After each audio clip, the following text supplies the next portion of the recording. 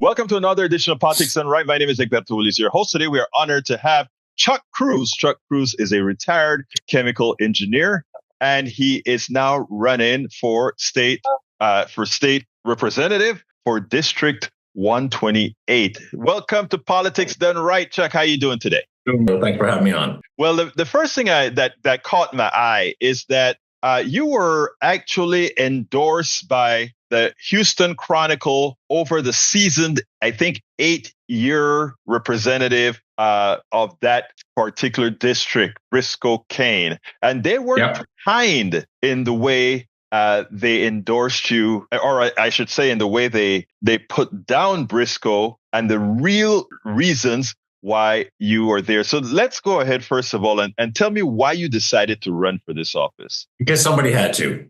So this is actually my second attempt at this position, my second run for office. And my first run was done largely the same way the second one was. I was volunteering with the Harris County Democratic Party in December of 2021 when the filing period for the 22 season was drawing to a close, because I was hoping to meet the person who was going to file to run against Briscoe Cain and shake their hand. Unfortunately, with just 2 or 3 days, I forget, left to go before the deadline for filing closed, nobody had shown up. Nobody had stood up and said, I'm going to run. Meanwhile, in the 2020 campaign, there were two. It was actually a contested primary, which was remarkable because this seat had not been contested by a Democrat for nearly 2 decades. Wow. So Republicans and Libertarians, occasionally a Libertarian would show up on the ballot, but Republicans had basically free reign to do whatever they wanted as a representative for this area for nearly 2 decades. 2020 cycle, there were two,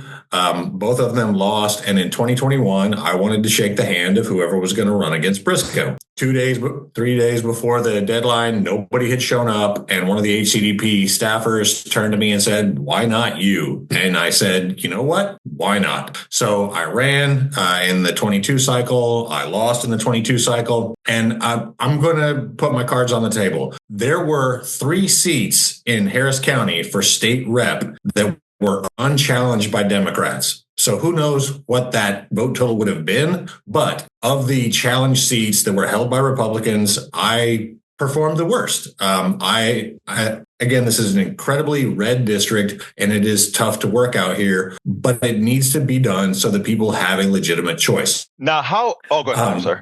So go ahead. I lost by about 40 points, which is a very, very large deficit. And in 22, it was a very sobering wake up call to say, all right, there's a lot of ground to be gained here. And so in 24, my strategy is considerably different. I am wanting to build the infrastructure that somebody will win in eventually. And I have no illusions. Making up a 40-point deficit is nearly impossible. I'm not going to say actually impossible, but for all intents and purposes, pretty much. It's just too much ground to gain in one cycle. So my goal for this cycle is to build the party infrastructure that will be used for a successful campaign in the future. From a 40-point loss, I would like to get that down to a 30-point loss, 25-point loss, 20-point loss, but somehow gaining ground, building the infrastructure, forming new local Democratic clubs, training and recruiting and training, I should say, new Democratic activists to carry on the fight, because nobody can do it alone. It just cannot be done. Well, the one thing about it is, given the review that you got from the Houston Chronicle and the penetration that the Houston Chronicle has in that area, I think it could be more positive than you think if you actually go out there and just go to the place and not necessarily campaign as a Democrat, but campaign as somebody in the community who's out there to serve them. Because as it turns out, I hadn't followed Briscoe Cain at all. And in fact, I'm going to talk to Briscoe Cain, or I'll try to talk to Briscoe Cain, but I haven't spoken to Briscoe Cain at all. And after seeing his review, I want to know, why is he even running for the position. I'll be blunt. He's unqualified for the position. I can't tell you why he is running. I can tell you why I believe he is running for the position, because I don't know what's inside his mind.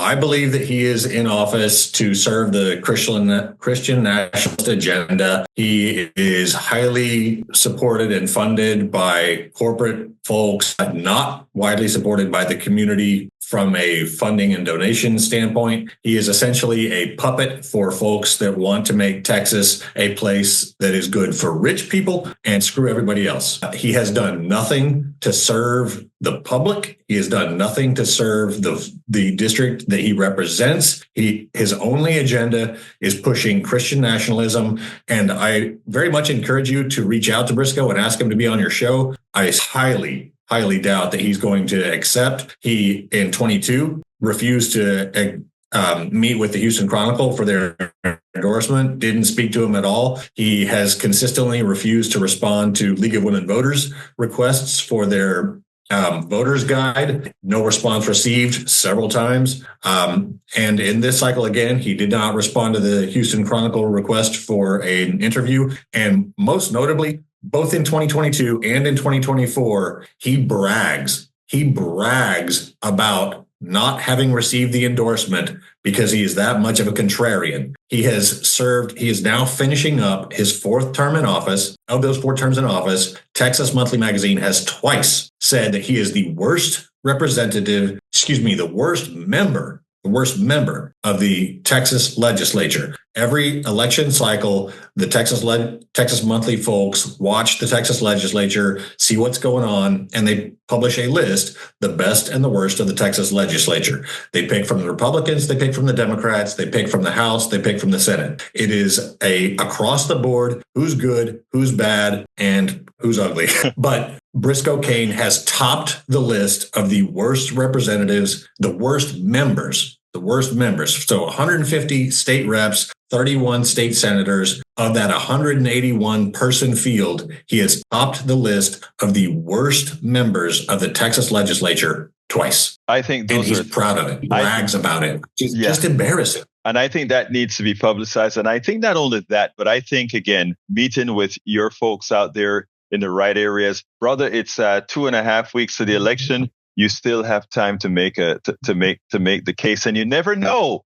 I can tell you about elections in the Washington state that completely people just happen to wake up. So give me a closing statement. Absolutely. So I am out there almost every single day. I'm phone banking, texting, knocking doors with folks. I'm proud to be one of the founding members of the freshly formed Democrats of LaPorte Club.